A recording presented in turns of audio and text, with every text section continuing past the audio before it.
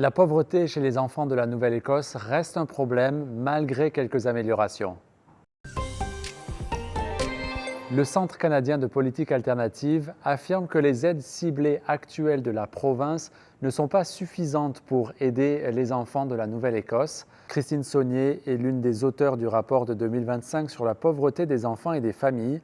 Si le rapport révèle que le taux de pauvreté a diminué d'environ 4,6% en 2023, il indique aussi que plus de 40 000 enfants vivent toujours dans la pauvreté. Christine Saunier réclame donc une augmentation importante des taux d'aide aux revenus et un engagement de la province à mettre fin à la pauvreté infantile d'ici 2031. Le Canada Atlantique a un très fort potentiel éolien, mais peut-être pas autant que les politiciens aimeraient.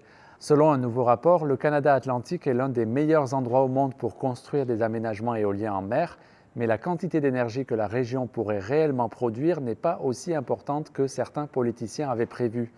Le rapport de la société d'ingénierie Stantec, commandé par le gouvernement fédéral en partenariat avec les provinces de l'Atlantique et les compagnies d'électricité locales, conclut que la région bénéficie d'une vitesse de vent impressionnante et d'un potentiel de développement énorme, mais les facteurs limitant le rendement prévu sont nombreux, entre autres les conditions du fond océanique, les zones marines protégées et les problèmes attribuables à la glace. Et pour obtenir d'autres informations et plus de nouvelles, allez sur l'application Radio-Canada Info. Bonne journée.